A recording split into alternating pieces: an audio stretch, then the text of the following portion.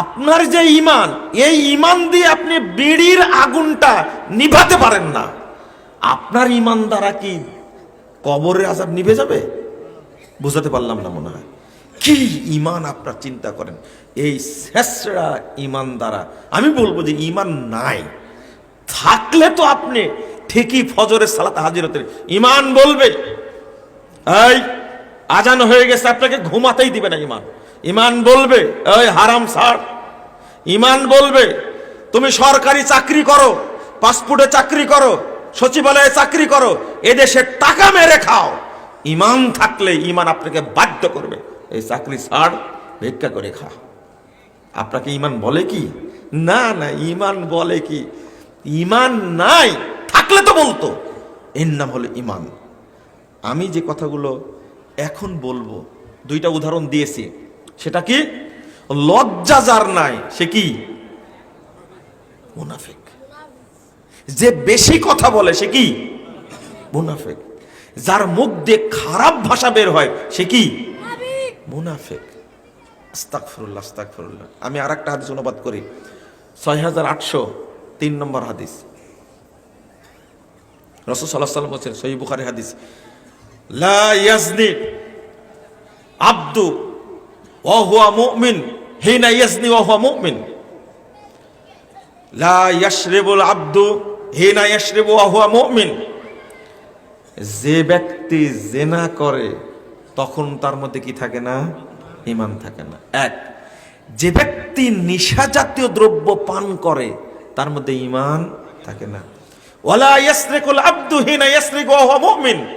যে ব্যক্তি চুরি করে তখন সে কি থাকে না? মুমিন থাকে না। কয়টা জিনিস আসলো? জিনা। সহিহ বুখারী, সহিহ মুসলিমের হাদিস 2526 নম্বর হাদিস। আল্লাহ রাসূল সাল্লাল্লাহু আলাইহি ওয়াসাল্লাম বলছেন, ইজা জানাল আবদু খরাজা মিনহুল ঈমান। যখন মানুষ জিনায় লিপ্ত হয় তখন ঈমান বেরিয়ে যায়, দৌড় দেয়। ফাকানা ফাওকা রাসি ফাওকা দুল্লা। তখন তার ঈমানটা বহু উপরে চলে যায়, ছায়া করে থাকে।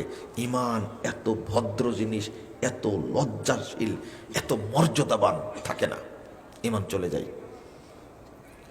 যে ব্যক্তি 45 বছর যাবত চাকরি করছে পাসপোর্ট অফিসে, 45 বছর যাবতই ঘুষ খাচ্ছে, খাচ্ছে না? আত্মসাৎ করছে না?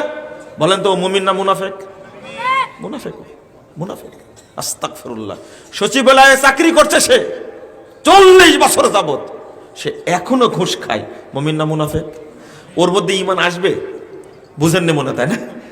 যতদিন একজন লোক নেশা করছে, মদ খাচ্ছে, বলে চুয়ানি খাচ্ছে, হারাম খাচ্ছে, আপনার কি বলবো, বিড়ি, সিগারেট, তামাক, জর্দা, গুল, আলাপাতা, ফেন্সিডিল, ইয়াবা সব খাচ্ছে, খাওয়া অবস্থায় ঈমান তার মধ্যে যাবে?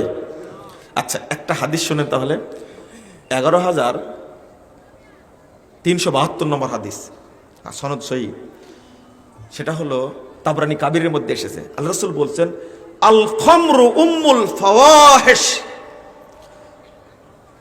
নেশা জাতীয় দ্রব্য, যত অশ্লীল কাজ আছে তার মা, যত অশ্লীল কাজ আছে তার মা।